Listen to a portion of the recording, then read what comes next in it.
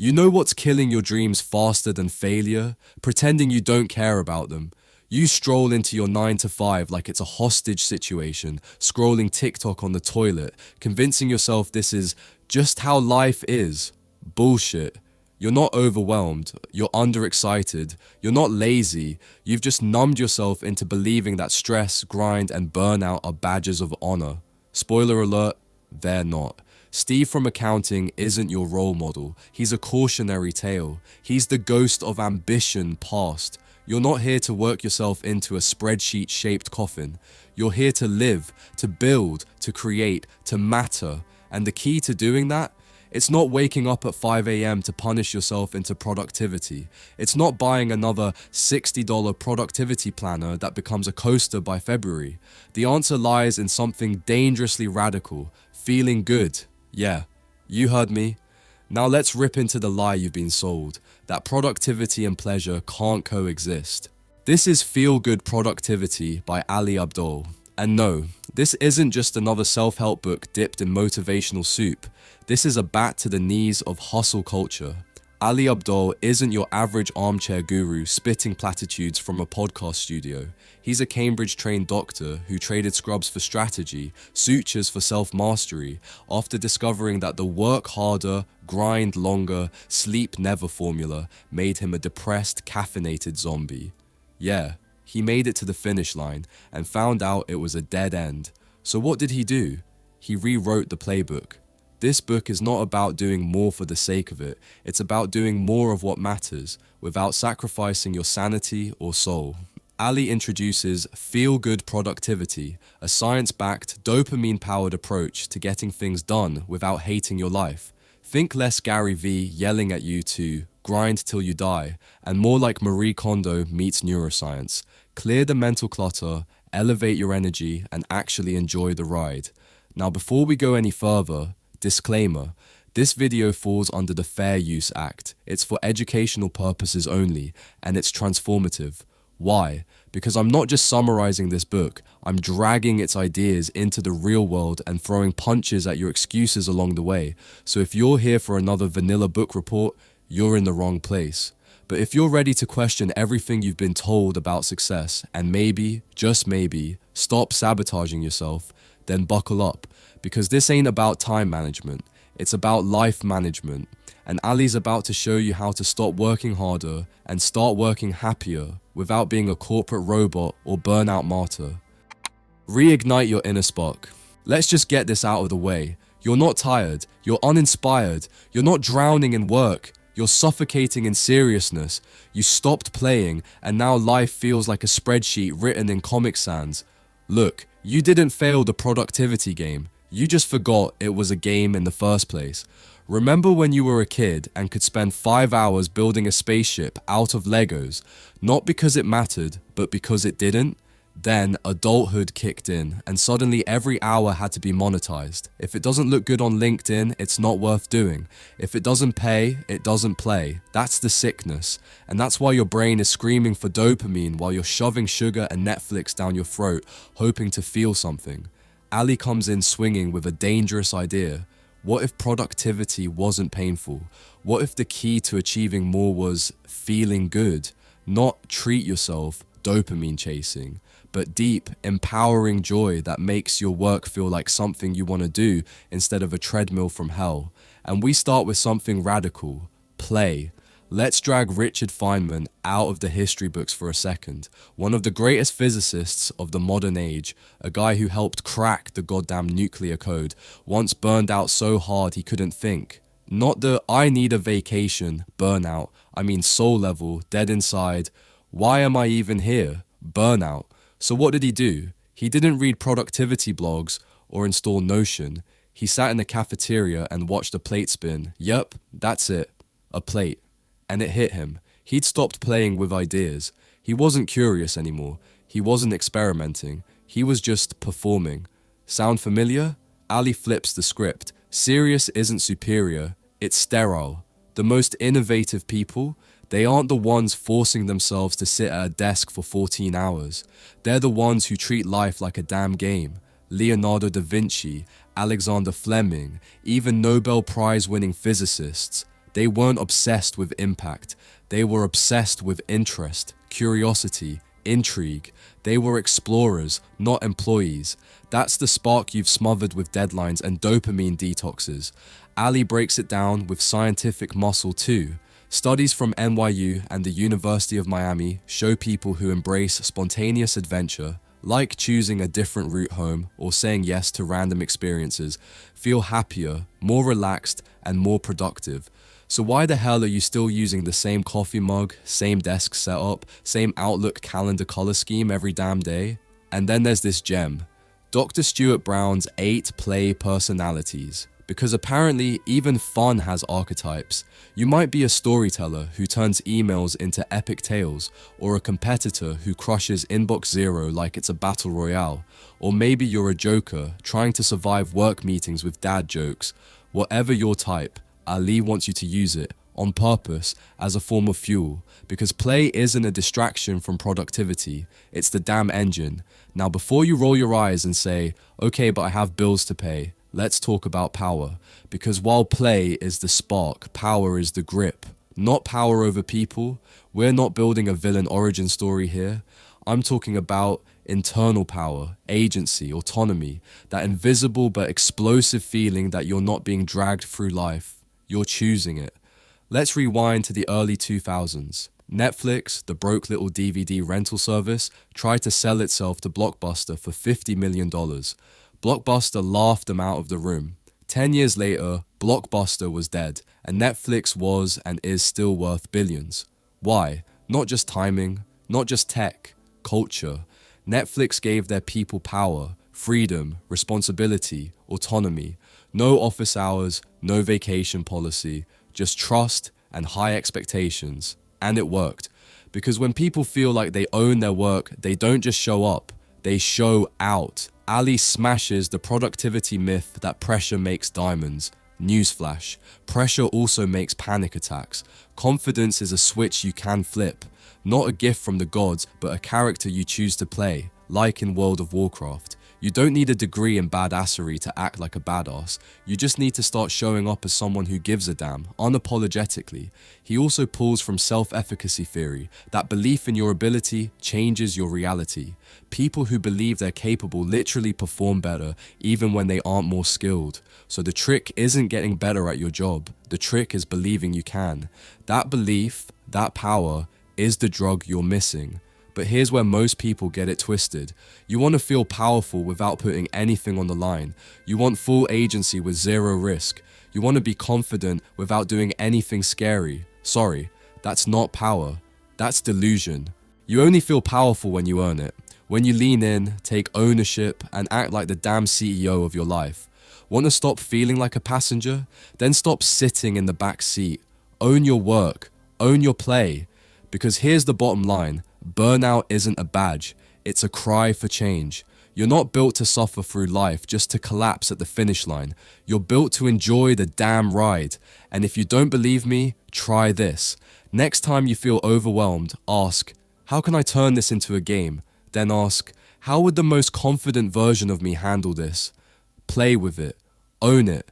That's how you escape ordinary. Key takeaway. Productivity isn't about squeezing more hours out of your day. It's about turning your day into something that fuels you. Play brings energy. Power brings purpose. Combine them, and you get momentum that doesn't feel like misery. Favorite quote?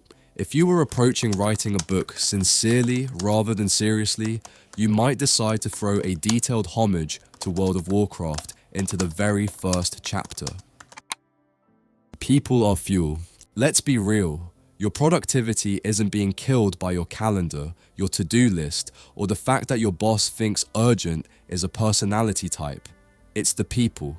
Yep, the barista who spells your name wrong every morning, the co-worker who speaks exclusively in passive-aggressive Slack messages, your cousin who still thinks crypto is a personality. They're draining your soul.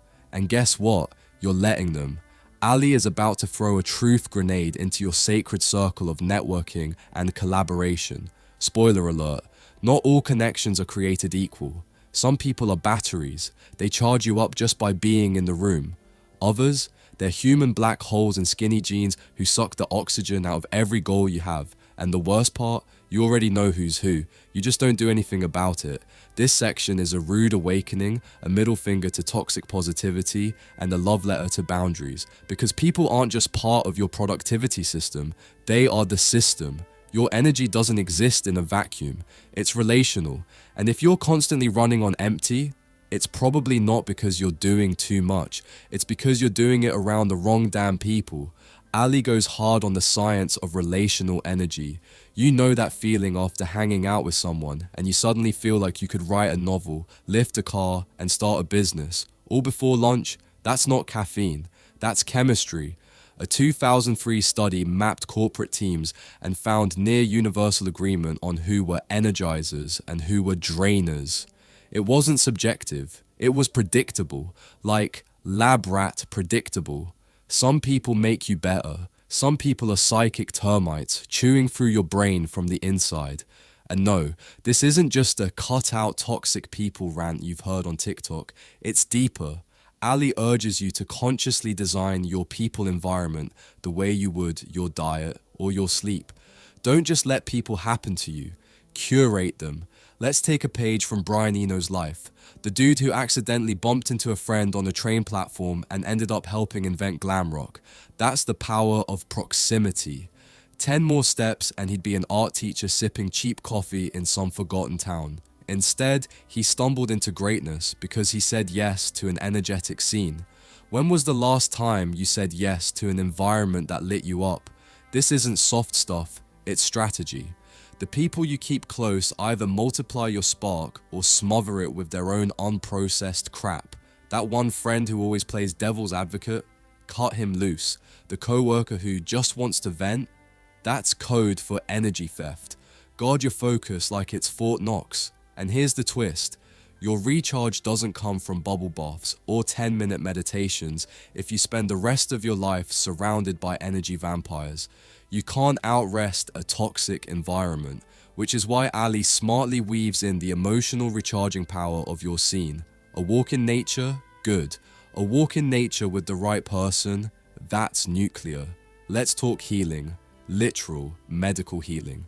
Studies show patients recover faster from surgery if they've got a view of trees.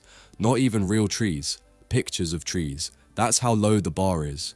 If simulated greenery can reduce your stress hormones, imagine what real human connection, not LinkedIn BS, but actual community, could do for your mental and physical stamina. And if your version of recharging is scrolling Instagram while pretending to listen to bird sounds on YouTube, congratulations. You've missed the point. Ali's data shows that creative rest is the hack. Low-stakes hobbies that don't lead to monetization or clout. Projects with a beginning and end. Something as simple as taking up photography or learning guitar. Not to be great, but to mellow. That's right, mellow is the new hustle. But here's where it gets real. You'll keep burning out if you treat people like background noise. Recharge is relational. Creativity is contagious. And community, it's your battery pack. Build the right group around your creative side quests, your side projects, your experiments, your learning journeys, and suddenly productivity stops feeling like a grind and starts feeling like a game night. Because energy isn't a personal issue, it's a collective one. So here's your challenge. Audit your circle. Who's lighting you up? Who's pulling you down like emotional quicksand? Start protecting your energy like you protect your phone battery at 5%. Say no to social vampires. Say yes to joyful distractions. Life isn't about guarding your focus like it's a military operation. It's about learning when to open the door for the right people and slam it shut on the wrong ones. Key takeaway. Your productivity doesn't just depend on time, tools, or tactics. It depends on people. Upgrade your environment and you'll upgrade your output. But if your calendar is full of energy drainers, no system in the world will save you. Favorite quote: the people we spend time with shape our lives in ways we don't always notice until we do. Clarity over chaos. Let's get this straight. Your lack of clarity isn't cute. It's not mysterious, it's not deep, and it damn sure isn't part of the process. It's sabotage. And worse, it's self-sabotage. You keep wondering why you're stuck, unmotivated, procrastinating your way through life like a college freshman with 3 overdue essays and a half-eaten bag of Doritos. But the real reason isn't laziness. It's that you're flailing around in fog, pretending like you don't know where the hell you're going, and you call that ambition? Ali drags this myth into the daylight like a moldy mattress. You don't need more motivation, you need clarity. Forget grind mode, you need a damn compass. Because no, working harder doesn't work if you're sprinting in the wrong direction. He opens with that infamous guru video, the one where the old man nearly drowns a dude to teach him how badly he needs to want success. Cute metaphor, terrible advice. Here's the thing, if you don't know why you want something, wanting it harder just digs the hole deeper. You can't brute force your way to meaning, and you sure as hell can't guilt trip your brain into peak performance. That's why the first real villain of productivity isn't distraction, it's uncertainty. Not the sexy kind that leads to surprise proposals or unplanned vacations. The kind that eats away at your focus like acid. The kind that makes you open your laptop and immediately forget why the hell you opened it. Ali lays it out. Procrastination isn't a flaw, it's an emotional symptom. And the first emotional landmine? Uncertainty. When your brain can't figure out what matters, it defaults to survival mode. Netflix, snacks, doom scrolling, or refreshing your email like your inbox holds the meaning of life. It doesn't. It's just fear in disguise. So what's the antidote? Clarity. Not the kind you get from manifesting in front of a crystal. Real, structured, actionable clarity. Ask yourself 3 questions. Why? What? When? Why are you doing this? What does success actually look like? And when, precisely, are you going to do it? This is where the book gets surgical. You've heard of SMART goals, and you've probably ignored them, like everyone else. Ali flips the script with nice goals. Near-term, input-based, controllable, and energizing. Yeah, it's a cute acronym, but it hits hard. It means you stop saying vague crap like, I want to be healthier, and start saying, I will walk 20 minutes after lunch every day for a week. Specific, grounded, human. Then comes implementation intentions, not resolutions, not hope, systems. Tie your new habit to something you already do. After I brush my teeth, I'll stretch. After I make coffee, I'll plan tomorrow. Your brain loves patterns, so give it one, but clarity without courage is just a Pinterest board of goals you'll never touch. Which brings us to fear, the second emotional saboteur. You're not stuck because you're incapable. You're stuck because you're scared. Not scared of the work, scared of being seen. You don't fear failure, you fear judgment. The what if I post this and no one likes it fear. The who do I think I am fear. The kind of fear that disguises itself as perfectionism and whispers, maybe next week. Ali pulls no punches. He throws Alex Honnold, the guy who climbed El Capitan without ropes, into the spotlight, not to glorify risk, but to show how fear works on a biological level. Honnold's amygdala, the brain's threat detector, is basically on airplane mode. That's not the goal here. The goal is to recognize that fear always shows up when you do something that matters, and the answer isn't to kill the fear, it's to walk through it anyway. So how do you do that? Channel Beyonce, literally. When Adele couldn't get on stage without panic attacks, she invented an alter ego, Sasha Carter, a blend of Sasha Fierce and June Carter. She didn't find her confidence, she became someone else who had it. You can do the same. Create a version of yourself who isn't afraid. Give them a name. Step into them when you face the moment that usually makes you retreat. You're not being fake, you're being strategic. Your fear is a story, so write a better one. Ali even dives into the psychology of the spotlight effect. You think everyone's watching you, judging your every move? They're not. They're too busy worrying about themselves. Your fear of judgment is narcissism dressed as humility. Let it go. Then, when you finally stop treating clarity and courage as luxuries and start treating them as fuel, you break the cycle. You stop reacting and start creating. You stop making excuses and start making momentum, because action without clarity is chaos, but clarity without courage is just another vision board collecting dust. Key takeaway: if you feel stuck, it's not because you're broken, it's because you haven't clarified what you want or grown the guts to chase it. Get clear, then get brave. Favorite quote: when fear places a lock on our abilities, courage holds the key. Start before you're ready. You're not overwhelmed. You're understarted. That's it. That's the truth. The monster that's eating your time and killing your confidence doesn't have horns or fangs. It's just inertia wearing a fake smile and whispering, maybe tomorrow. And you're still listening, still putting things off, still making plans like the universe owes you an extension. Newsflash, it doesn't. Ali rips through the fake productivity porn you've been soaking in. You think your problem is not enough time, too many distractions, not enough caffeine? Wrong. Your problem is that you're waiting for readiness. You're stuck in a fantasy where someday you'll feel like starting and then everything will align. That's a lie. Readiness is a myth. Starting isn't something you do when you're confident. It's something you do to become confident. Ali kicks off with Newton's first law of motion: an object at rest stays at rest. Translation: if you keep binge watching productivity videos without moving your ass, you will stay precisely where you are. And nothing, I mean nothing, changes until you push past the start. The hardest part isn't the marathon, it's the first step. And that step is not glamorous, not dramatic, and definitely not comfortable. So what's the solution? Reduce friction. Engineer your environment to make action inevitable. This isn't spiritual advice, it's behavioral science. Want to learn guitar? Put it in the middle of the room like a shrine to momentum. Want to read more? Hide your phone, not your books. Productivity isn't about willpower, it's about hacking your defaults. Make the easy thing the right thing. Then there's the 5-minute rule, possibly the most underrated productivity nuke ever. Don't commit to finishing the task, just commit to starting it for 5 minutes. You can do anything for 5 minutes. And guess what? 5 minutes turns into 15, turns into done. You don't need a miracle, you need momentum. But inertia doesn't die easy. Even when you finally start, it comes back swinging. That's why you need systems, not motivation. Ali dives into the psychological war zone of relapse, when progress turns to sludge and your once vibrant goals feel like chores.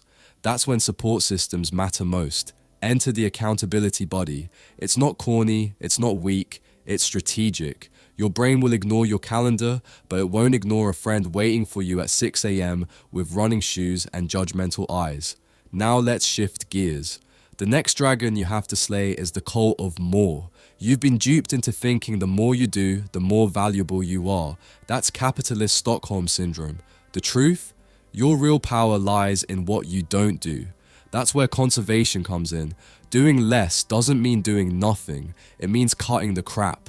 It means saying hell no to the meeting, the fake urgency, the distractions masquerading as opportunities. Overcommitment isn't noble, it's suicidal. Your calendar isn't full because you're important.